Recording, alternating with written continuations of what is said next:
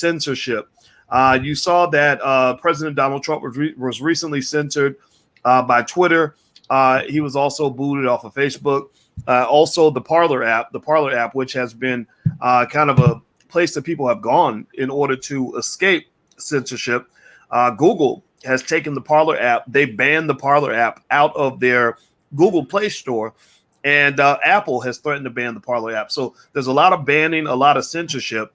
And so I wanted to talk about this. I feel like we as Black people have to have our own conversations about these things so that we can kind of see what's going on, hear from some smart people, see what the writing on the wall, and figure out where we can position ourselves. And so I get a chance to talk to my brother, Tariq Abdul Khalik. He has some strong opinions on this issue and what's going on. Before I asked Tariq the first question, if you could please hit the thumbs up button, hit the share button, hit the subscribe button. Please do that. It's really important. It's more important now than ever because they're censoring everybody and everything. And I think it's going to get worse. So take 1 second, hit the thumbs up button, share, hit the subscribe notification bell, whatever platform you're on. Also, you can text the word voice to 31996.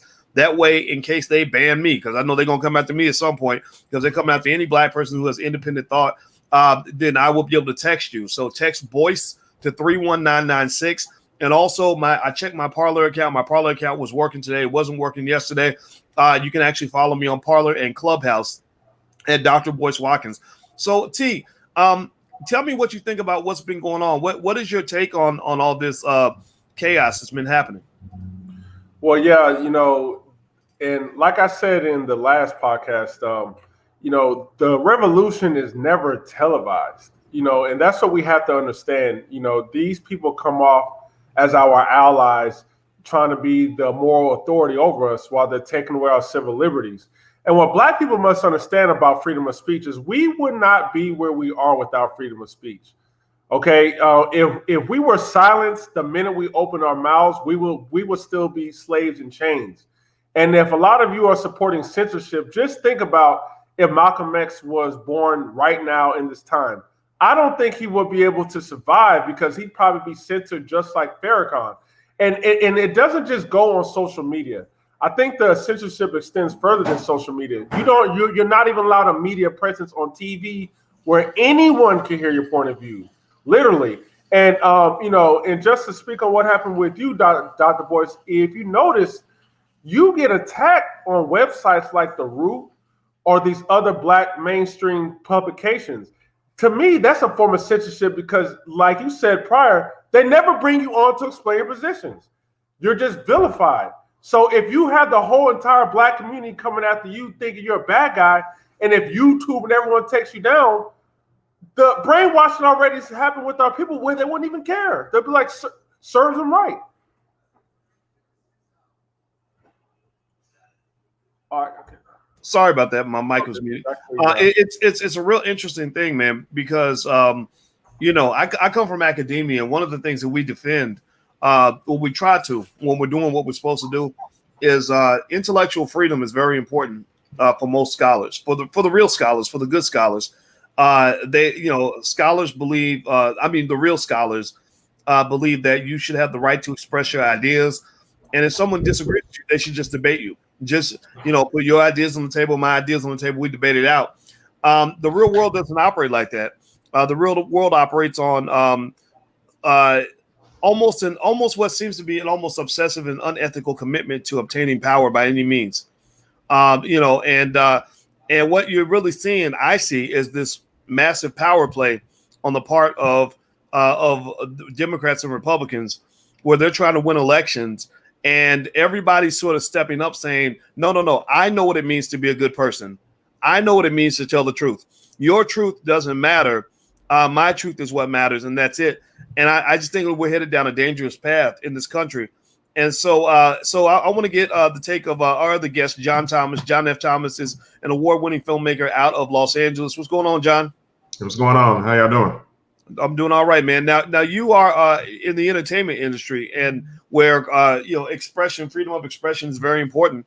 A creator, an artist, definitely needs to be able to express himself. What are you seeing happening in terms of all these platforms banning ideas that they don't seem to agree with. What do you think? Well, I feel like it's a dangerous precedent and to go down this path. I mean, a lot of people are happy to give up their freedoms just to make them feel better for the moment, but they're not looking down the road of what this costs us. It costs us a lot. So just to make you feel good for this moment, it's going to hurt you down the line. And that kind of reminds me of when you're talking about being in the entertainment industry. China is taking on a lot of buying studios and buying land out here. And I remember there's a few films that the Chinese government basically has been in control of. And in those films, you can't say certain things against China. Now, this is in America. So in America, I'm supposed to have freedom of speech. And America first, yeah, with patriots and all this stuff, but I can't say something about another country. And so I don't even have control over my own freedom of speech. And now from there, that's bleeding over into just us infringing on our rights. So now I can't say a certain or fact checkers, coming on. I'm tired of seeing that stuff on Facebook and Instagram. Oh, this has been fact checked. This has been. Look, if this person isn't an adult and can't go and look up this information themselves, so we're just children then. So let's just say, hey, I'm a child. I'm going to give away all my rights. Please, mommy, daddy, I left mom and daddy's home, so I need another government mommy and daddy now. I can't do anything on my own. Tell me what's right and what's wrong. So that's ridiculous to me. Yeah, just to piggyback on what you said, brother, if you look at like communist regimes or even the North Korean regime, one of the greatest threats to overturn it is people's freedom of speech, because you are going to start introducing new ideas to the public that can overthrow something that's despotic. So the best way to do is silence them. Social media, in my opinion, has brought many Black people together, like of different thoughts and opinions, and we're having conversations that never takes place in the media. This can be considered dangerous. And the thing is, what can you do to stop people from talking freely? Social media is going to have to be regulated. And it's kind of like the social media companies are censoring us and pushing us back towards the mainstream media. I've even seen some Black folks say Trump should not be going out tweeting, going around the media. Instead, he should do like every other president and talk to the media first. That's a problem. I think we should go around the media because the media like to flip our words, turn it into something else. No, we need to go around the media and talk to the people directly. Well, what's interesting, man, is I heard you, T, mention a point about hate speech. One of the things, one thing that people should understand is that when a government takes away your freedom, this has been proven all throughout history. They never tell you, they never come up and say, hey, we want to take your freedoms away. Do you agree to that? What they'll do is they typically guise it under some sort of protection, right? Some sort of protection. So to give you an example, and then I want to hear T's point about this new idea that we're protecting you from hate speech as their excuse for censoring people, blocking accounts, banning accounts. Like they already got Farrakhan. Eventually, they're going to get people like Tariq Nasheed.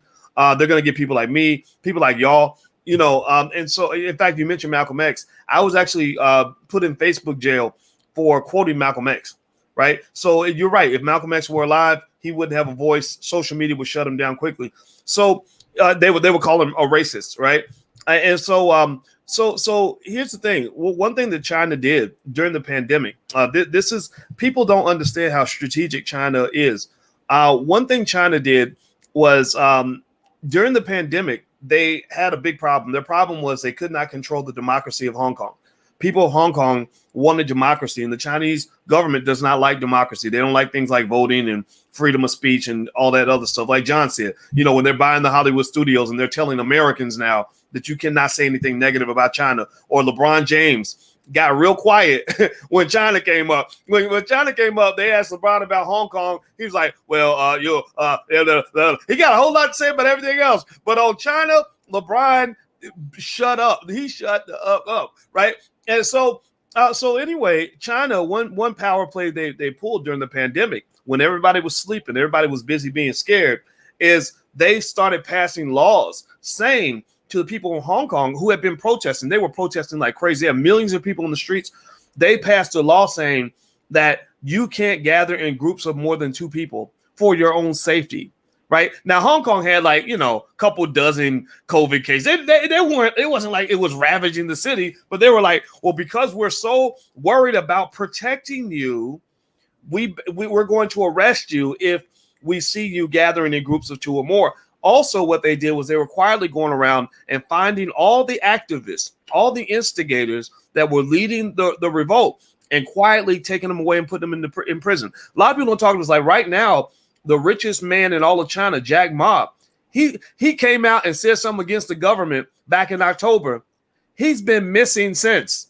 Do y'all hear me? Did y'all know this? Give me a yes or no if y'all heard it. Like, he's been missing since he made that statement. So I want to go back to your point in terms of what's happening in the U.S. because a lot of these ideas are rooted in leftist communism. I mean, this is out of that playbook that only certain ideas should be allowed. So you talked about hate speech, T. That basically this idea that we're going to protect you from hate speech can be used for more sinister motives. Can you kind of speak to that? Yeah, definitely, because if you start speaking truths that's very uncomfortable, they can say that you are being offensive to a certain group. Just like, let's say we're just attacking feminism. This is just a basic, just an example. They could flip around and say you are attacking women in general and label that hate speech. Let's say you are just waking up Black people to what's going on with liberalism. And, you mentioned something about just something minor about homosexuality. Let's just say something like that. No one here has a problem with homosexuality. Nobody has a problem with that on this panel.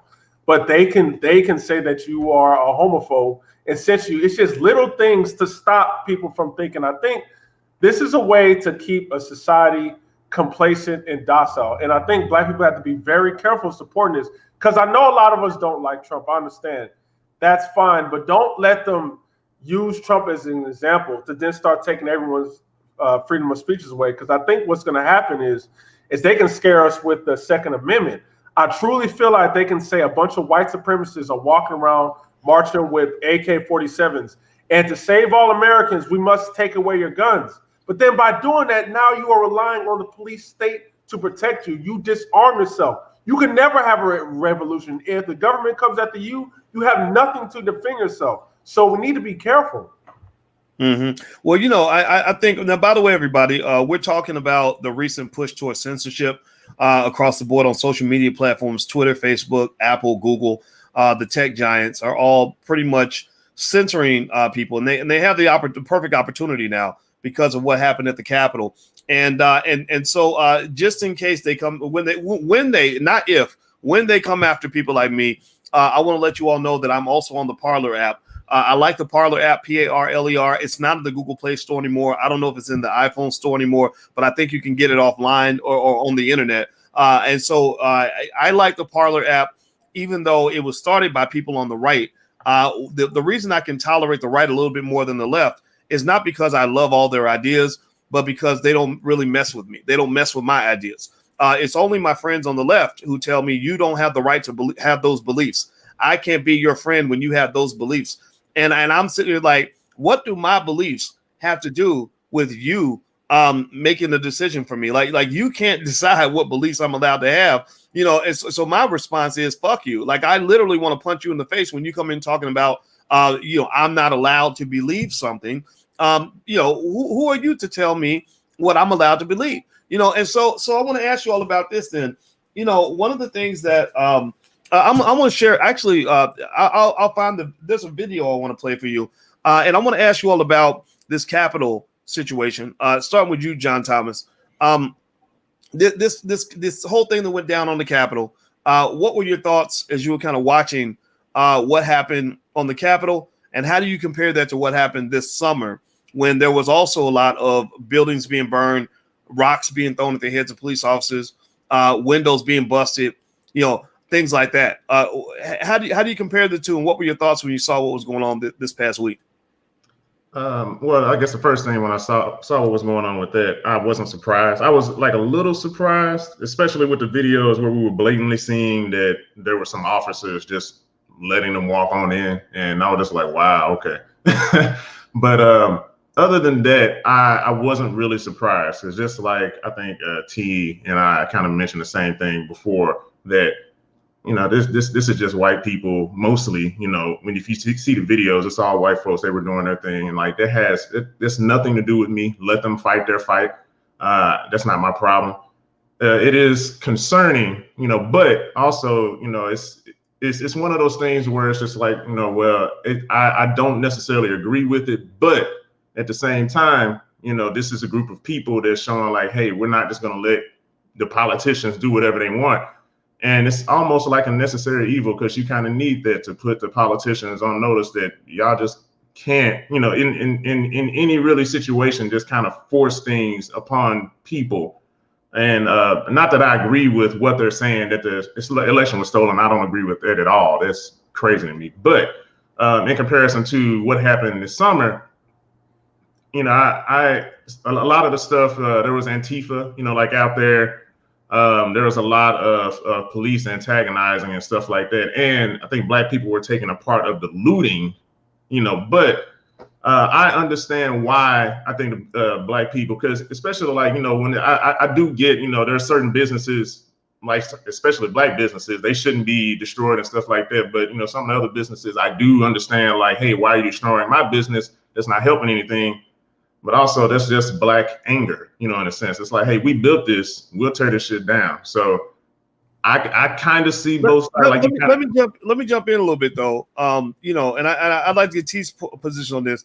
I didn't see the protest this summer being a Black anger thing. I didn't see Black people as the first ones who were burning down buildings and stuff. I saw white, when I saw people systematically going around busting windows and burning buildings down, it was usually like it was that far left element. And people, the thing is, what I noticed is there's people who can see the game at level 1, and then there's people who see it at level 2, 3, 4, 5, 6. And what I see and saw this summer was a far left agenda to take down capitalism, ultimately to actually take down America. This is something that actually is started outside the country because they do this all over the world. These same movements were happening all over the planet. It wasn't just happening in Black neighborhoods.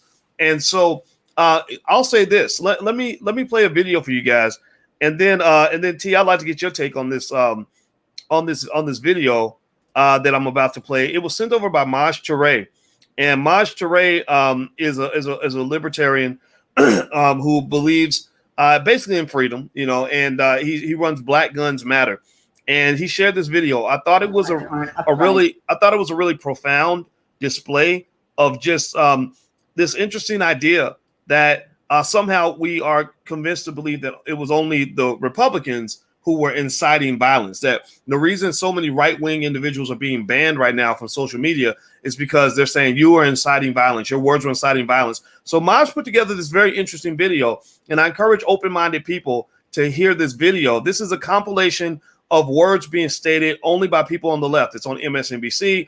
It's Kamala Harris. It's Nancy Pelosi. It's a lot of Democrats who seem to be inciting violence. I don't know. Y'all give me your thoughts on this. This is on my Instagram. My Instagram is The Real Boyce Watkins. I'm going to play this video. Give me your thoughts on it now. All over the country, maybe there will be.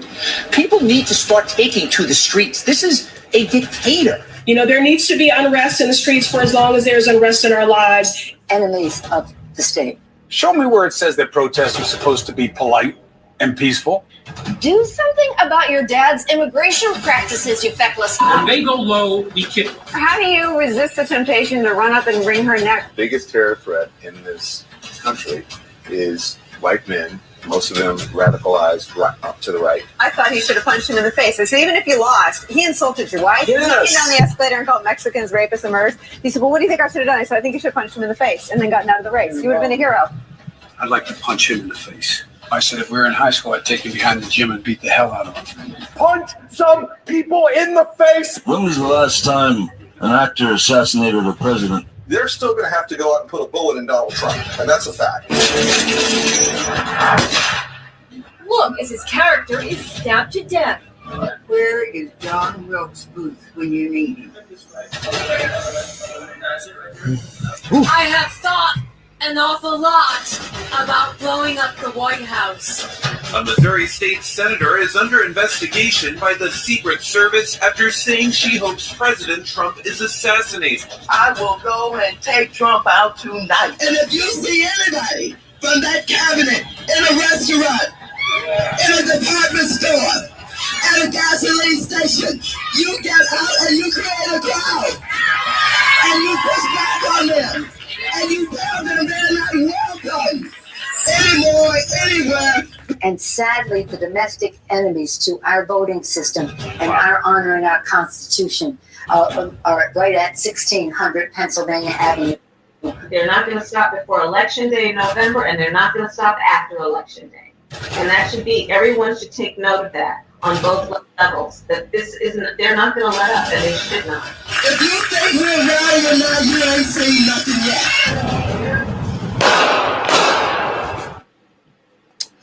Okay, all right. So let me ask you all this. Hold on, let me shut this off. Sorry. Let me ask you all this. Okay, so T, what's your thoughts? Did you see this video? Well, I was actually just about to bring up how left-wing politicians incite their base because, and I want black people to please understand this is not being sympathetic towards Trump supporters because, every time you say anything about Trump supporters, someone attacking them, like, oh, just take the emotions out and listen to this logically.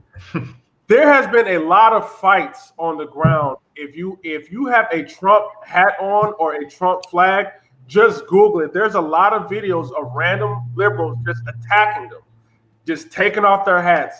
Trump signs on the lawns just pulled out. I believe, I don't know if it's Steve Scalise, but he was shot by like a Bernie supporter. And people got to understand, how is this outrage being built up? What is the driving factor that's causing people to be so enraged with these people? And even when you look at the hatred towards Donald Trump, specifically from black people, that seemed to happen overnight. 2016, he was the number one enemy. Prior to that, no one had problems to it. We were taking pictures, watching the shows, doing all that. You have to ask yourself, who is driving up this political anger? And that's exactly what's happening. So when you see liberals going down the streets, fighting, burning people, burning things up, when they see Proud Boys or Trump supporters and attacking, and then you look at that video, that shows that is a left-wing agitation of violence. And at the bigger picture, I do think that they are trying to start a civil war.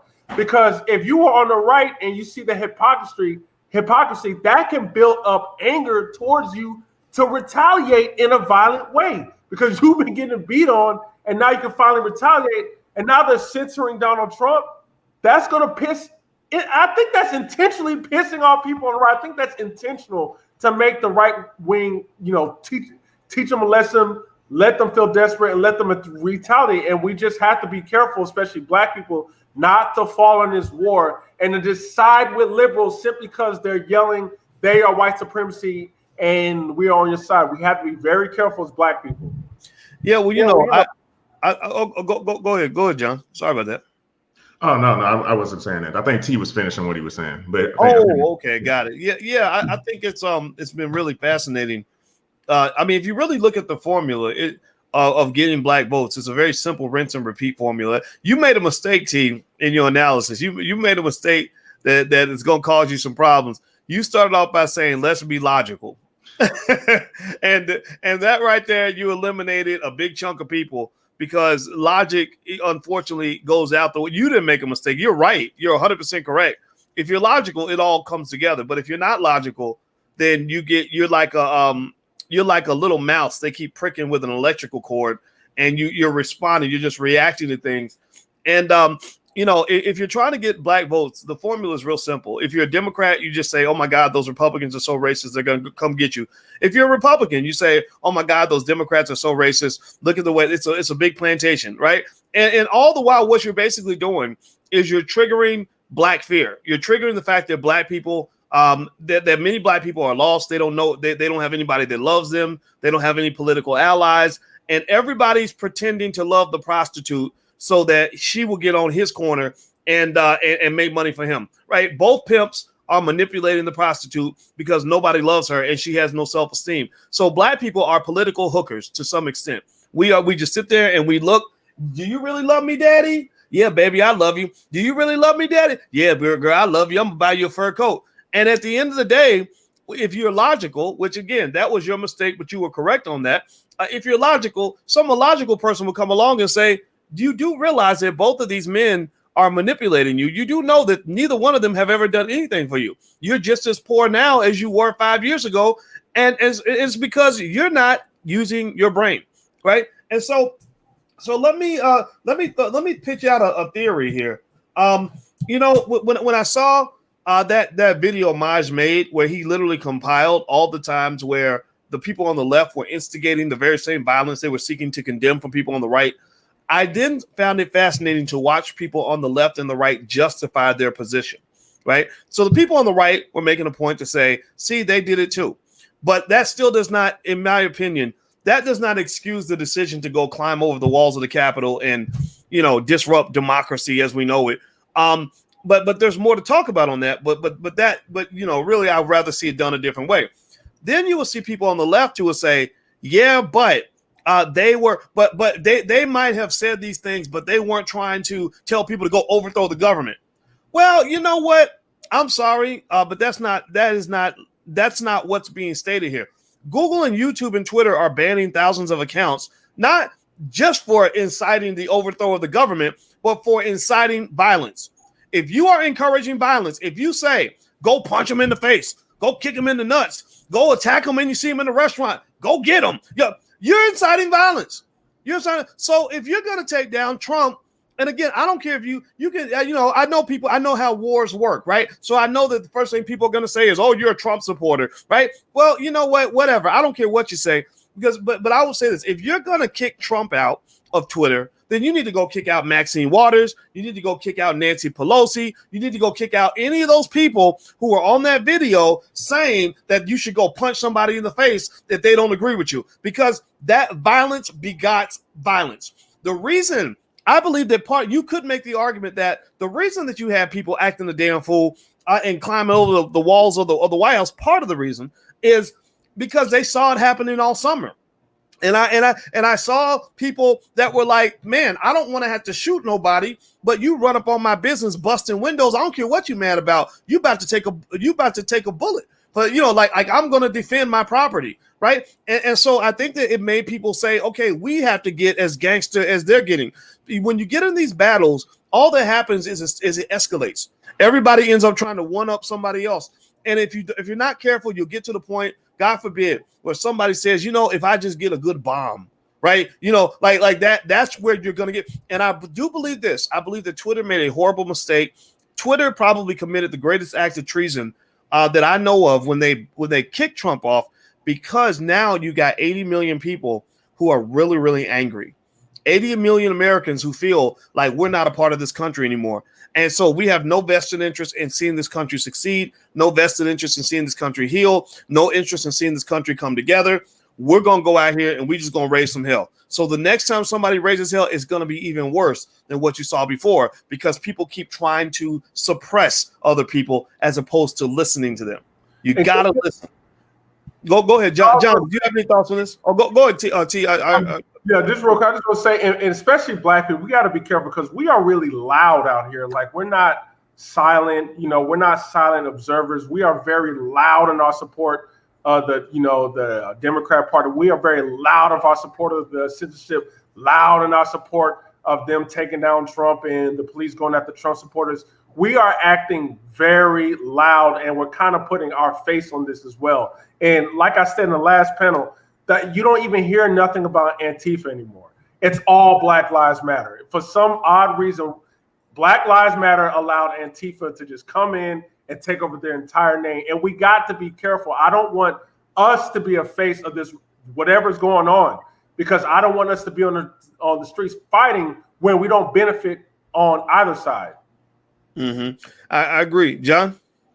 Yeah, I was going to say, and in regards to the video you showed earlier, excuse me, there was something interesting in that video where I think you saw Chris Cuomo. He was sitting there saying, like, well, what do you expect from a protest? Like, there's going to be, a few, things broken or whatever and stuff like that. And I was sitting there thinking, the interesting thing about that is leading up to, because it's dealing with Trump. Now it's just like, oh, well, what do you expect? Because now it's like, oh, hey, it's the Republicans. Let's push against the Republicans because it benefits them.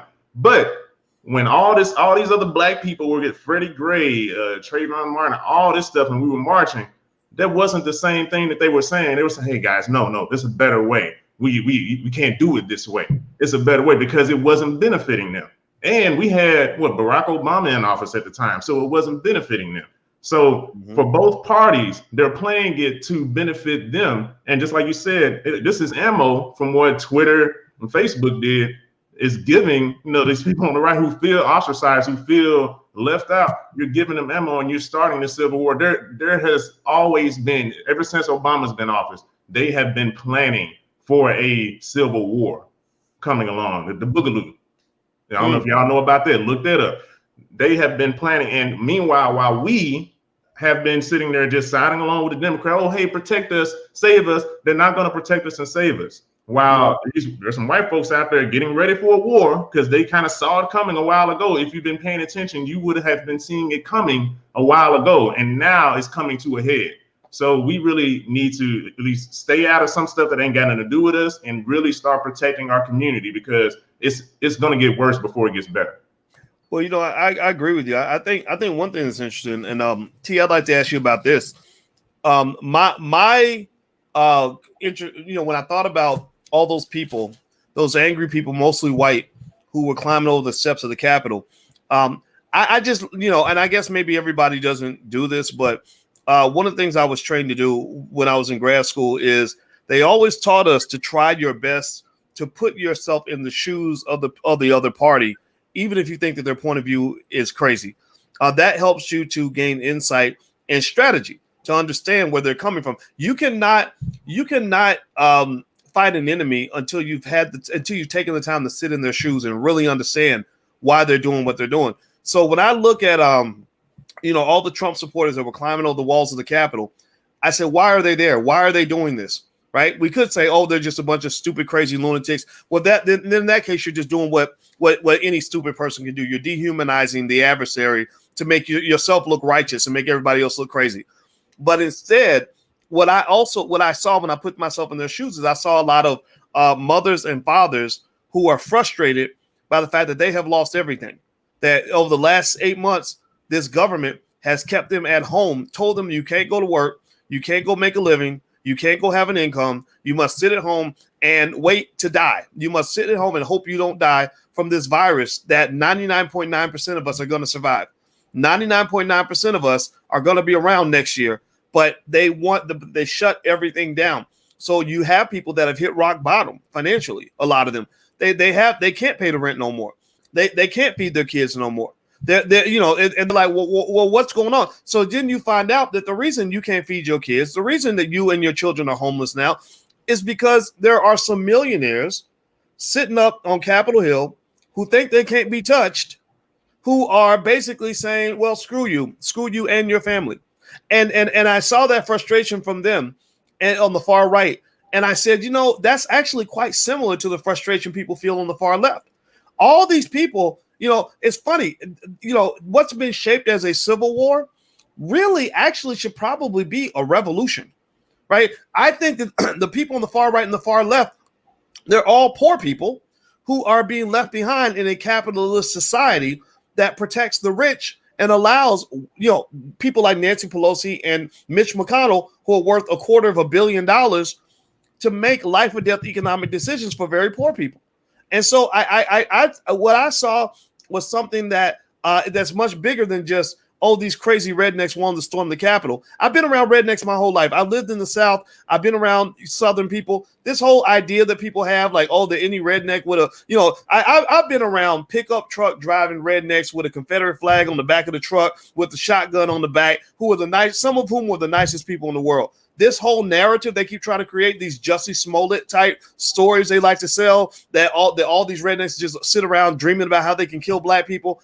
That's not been my experience growing up in Kentucky and being in the South. Doesn't mean that they're perfect, but I think that is deeper than just, liberals good, conservatives bad, right? It's the fact that that you're going to find people across the aisle. Hatred of black people is kind of a bipartisan issue.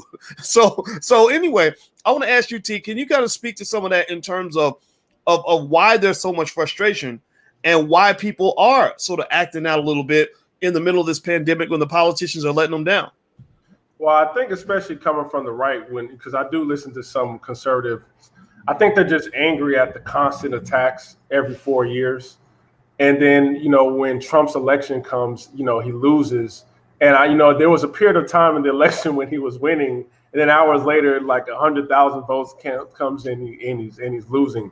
So I think that drives a lot of it. Now, I didn't agree with the protests. I think it set them back tremendously. But yeah, what was very interesting about the protest is that this was not your typical just mad right wingers only going after the left. No, they was going after for the right and the left, Republicans and Democrats in Congress. They went after everyone, and I thought that was unique. And I was thinking, like you said, typically when a protest happens, these people are never attacked. They can go to sleep. And the protest happens in your own neighborhoods and your own businesses is being looted and burned while they get to go home and sleep. And what's very nefarious about our media is our media intentionally keeps the left and right divided because, like you said, they do have issues in the middle. Liberals are upset with Congress of social issues, of how they're treating, black folks with the cops, and different other racial social issues that Congress needs to answer for. As well as the right has problems of how they are treating our country economically, where you got $600 going out to people, but billions going out to foreign countries. These two sides can meet in the middle, but they have the media that's a middleman that says if you're on the left, you can only support your protest, and if you're on the right, you can only support your protest, and it keeps them fighting each other where they can never come together and go after the people truly in power. That's what's really going on. Well, I'll tell you what, it's, I think that's an excellent point you just made, that I really think that frustration that people are feeling needs to become bipartisan. I think that the reason that the Democrats and Republicans get away with screwing the American people is because a Democrat or a Republican will burn your whole house down and destroy your life. And they don't care as long as you blame the other party. As long as I can say, it's because of Donald Trump, then you're not going to hold me accountable for the fact that I also could have compromised and got you that $2,000, $3,000 check, right? Nancy Pelosi could have got it done in the summer. She didn't because she wanted Trump out of office to preserve her power. Nancy Pelosi's worth $200 million. She needs to be the first one writing $3,000 checks. She could write a few thousand of those checks to her constituents. You get over to the other side, the Republican Party. You had what I saw when Mitch McConnell was, sitting around and acting like the country couldn't afford a $2,000 stimulus. Well, you know what? I know a little bit about money, and I can tell you that, yeah, you can afford it. The same way you were able to afford trillions of dollars for defense, trillions of dollars for big corporations, trillions of dollars for your billionaire friends. I know Mitch McConnell is married to a Chinese woman who is the transportation secretary, whose father is worth $600 million. So I think that what I hope that our country can do is get past this idea of right versus left and understand that what's going on is you really have the people against the elite. You have government officials who are elite, who feel that they can't be touched, that they can do whatever they want. They don't have to have any reason to be sensitive to what people are going through. Here in Illinois, when the pandemic began, the governor told everybody to stay home and quit their jobs. And him and his family got on a private jet and flew to Florida to stay in their mansion that they own in Florida.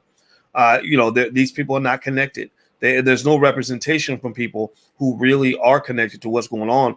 And I think that frustration is being channeled into this whole right versus left nonsense when we know that there's both sides are screwing us. So, John, what are your thoughts, man? I'd like to get your last thought on this. And I got another guest coming in a second. So, what are your thoughts, man, in terms of how you personally plan to, what you learned from all of this, and how you plan to go forward in the future? It's funny what I forgot who said it earlier, but you can learn a lot. I think it was you. You can learn a lot from the people on the other side who you don't necessarily side with.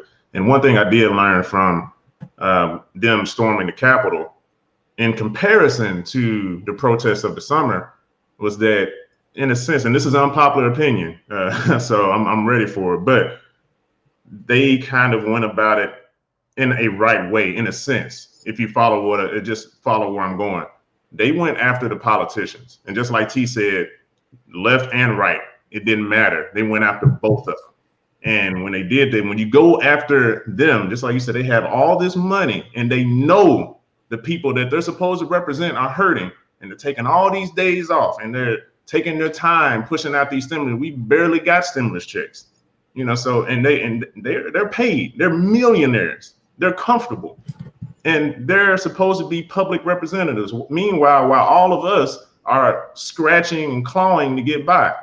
But if you look at what we were doing in the summer, was it needed? Yes, but we're just protesting in the streets. We're not going to the Capitol. We're not going to our politicians. We're not going to the Congress people who are passing the laws, who are also over these police officers who are beating up and killing us. So we can bypass all of them and go straight to the head and tell them we're not going to take this shit anymore.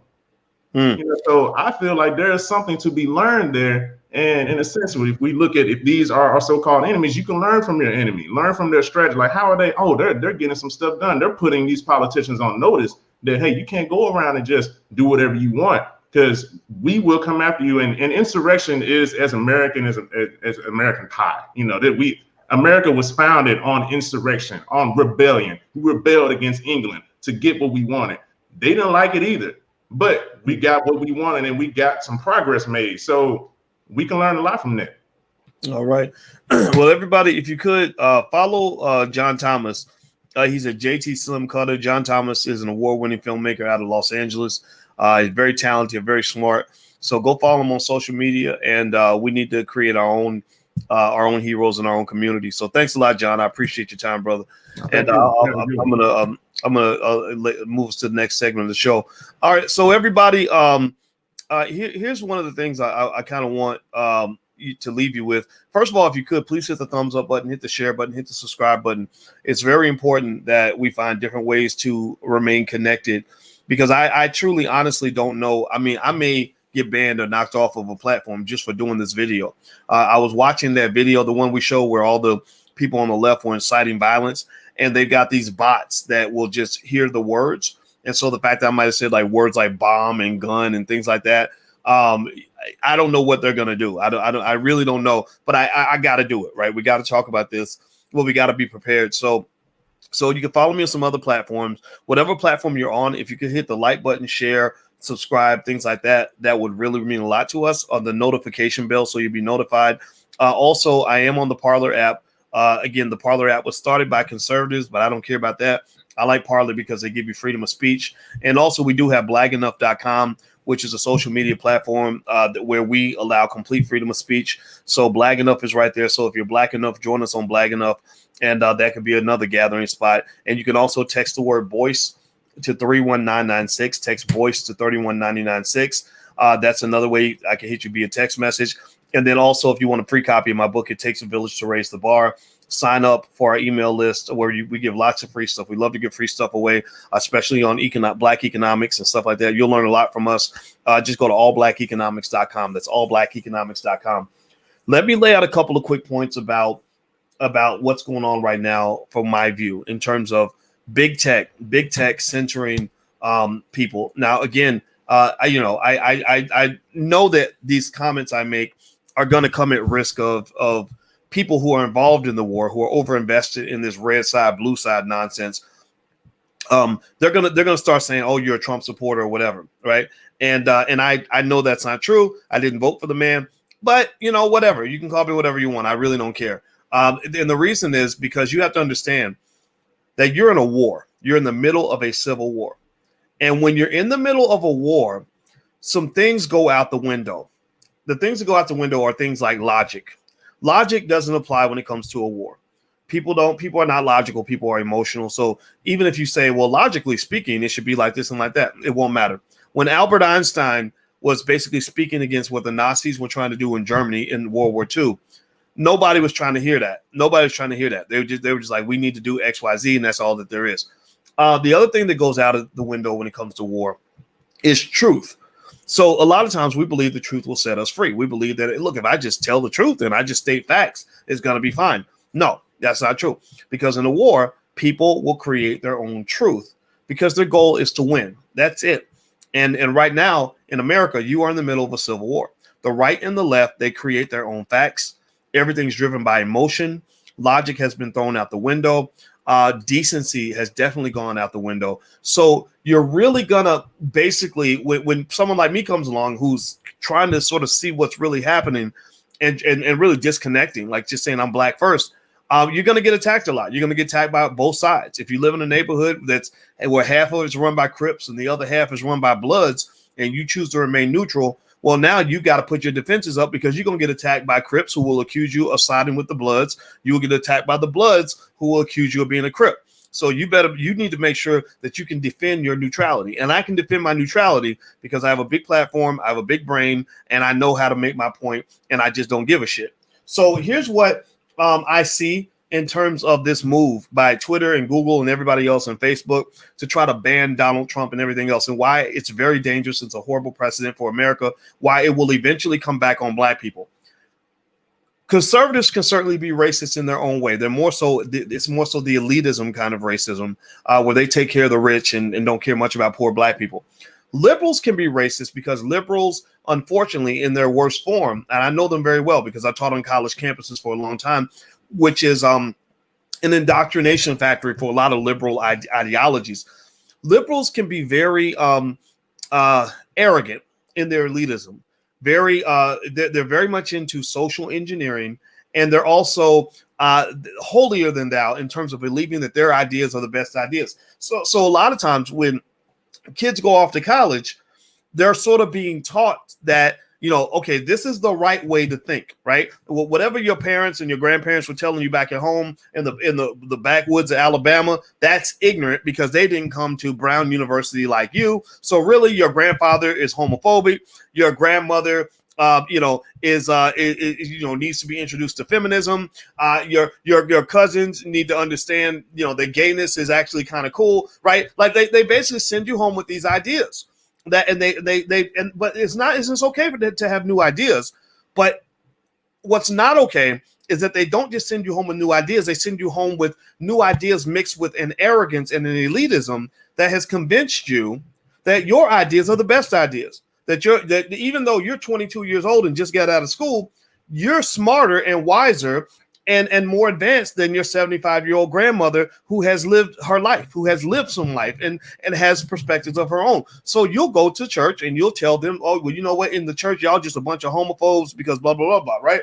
Well, that elitism and arrogance is also linked to another thing that happens on a lot of college campuses. Remember, this is a guy I taught at different campuses. I taught at University of Kentucky, Indiana University, Syracuse University, etc. I know what goes on these campuses. They're very much into a type of social engineering. That's another thing. Liberals are really into social engineering, meaning that they have a vision of the world and they sort of carry that arrogance that I know what's best and I represent the future. And they engage in a process where their goal is to engineer the world and to make it into what they want it to be.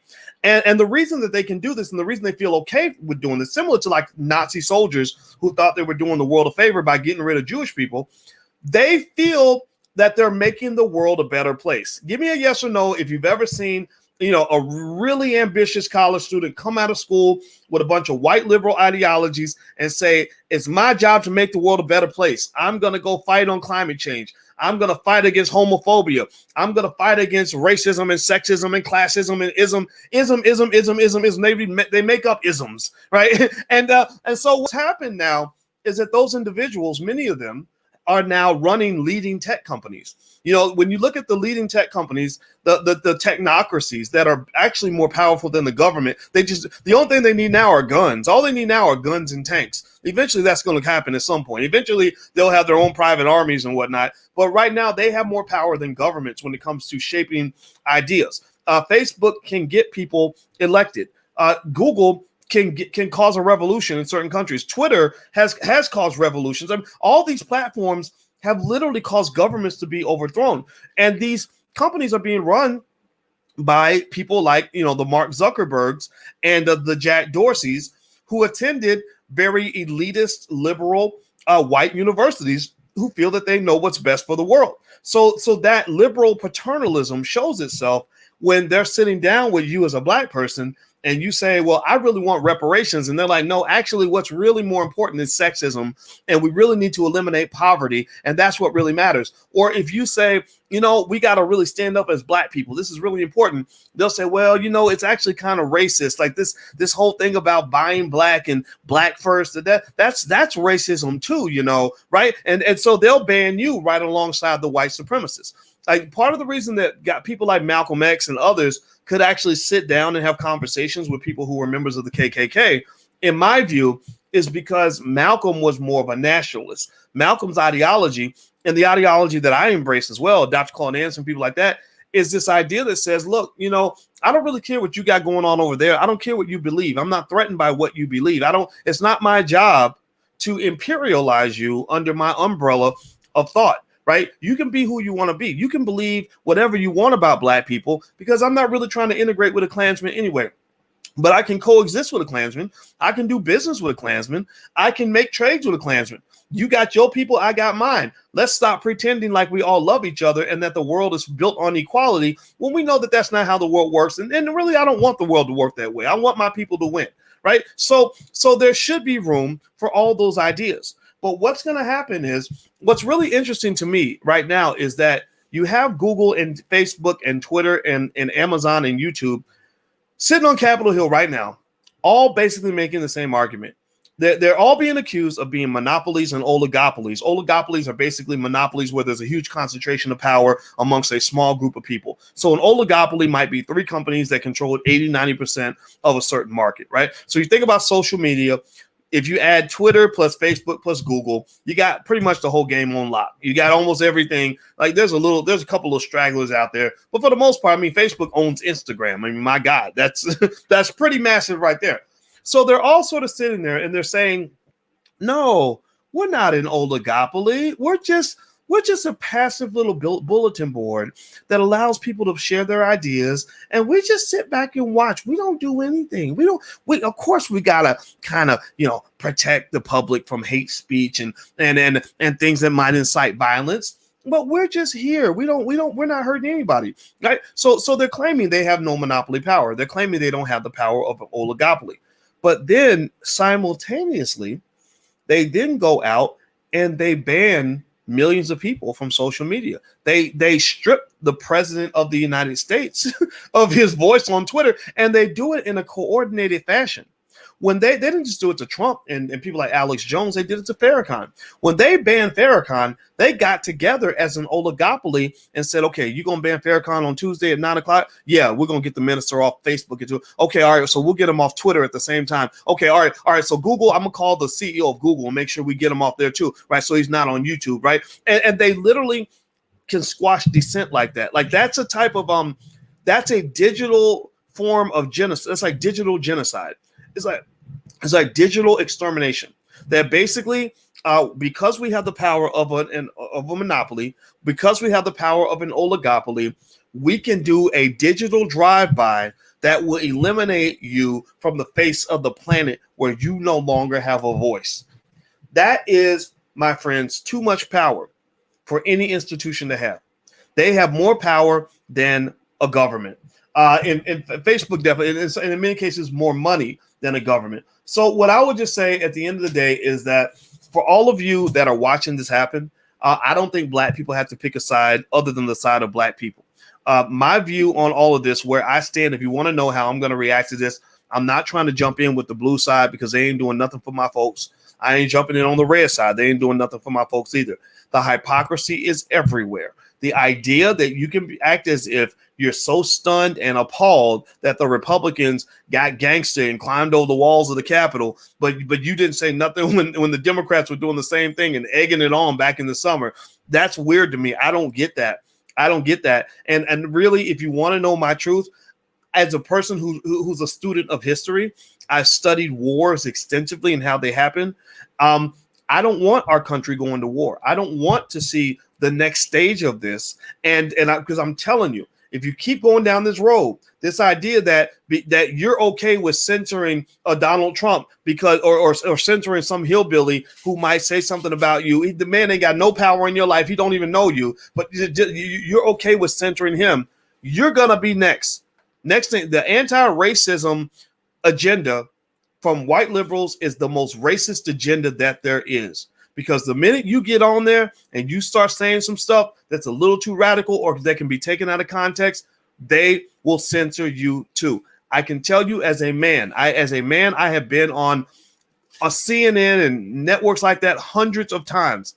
Those liberals are just as racist as the conservatives. I've been on Fox News. I've been on CNN. Black people ain't nowhere on the menu in terms of what their priority list is. So when you get caught up in this red side, blue side nonsense, that tells me that you need to evolve your thinking, because you can't show me any evidence that your community has benefited from your choice. You can, so again, hate Donald Trump all you want to. I don't care if you hate the man or not.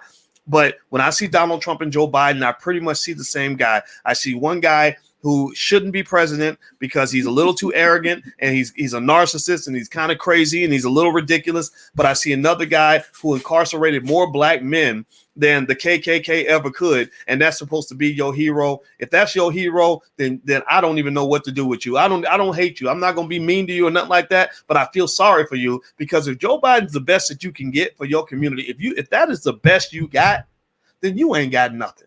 You ain't got nothing. The best we got is us. We are the best that we have to offer. So I encourage you to turn your focus in on us and we and our community, and stop getting caught up in this Democrat Republican nonsense, because it's stupid. Thank you guys for listening. I appreciate you giving me a chance to share this point of view. I got to go. Hit the thumbs up button, hit the share button, hit the subscribe button. There's my Twitter handle. If you want to follow me on Twitter, if you could, again, if you value anything that's happening on this platform, follow us on a lot of platforms, because they're coming. I already know it. They might come after me for this video. They already came after Vicky Dillard. They shut down. Vicky had 3,500 people watching her live stream. They shut her down in the middle of her show and deleted the video right then. They are cracking. The crackdown has occurred. It's getting really crazy. So follow us on a lot of platforms so that we can remain connected. So there's my Instagram, The Real Boyce Watkins. Also, if you want to if you want to follow us on blagenough.com, blagenough.com is a platform that we think is pretty much out of the view of these major social media giants, so they can't really do much to us on blagenough.com. Also, it's great because you can actually hit a button and find black people that are in your area in case it really goes down and you need to gather with other people who are like-minded in a physical sense. So there's Blaggenuff, BLAGGENUF. That's right there on the screen. And also I'm on the Parler app. So there's my Parler information, and my Clubhouse information is the same as my Parler information. So please remain connected. And I'm out of here. Didn't Hillary Clinton subscribe to you, Doctor? Yeah, Hillary. I saw an email that said Hillary@HillaryClinton.com. I don't know what that's all about. I've never met Hillary Clinton, nor do I care to. You ain't talking to Roland Martin. I'm not looking to teach her how to do the wobble. I don't even know how to do the wobble, and nor would I. If I knew how to do it, I wouldn't teach her. So anyway, I'm out of here, guys. Have a good day. Hit the thumbs up button, share, subscribe.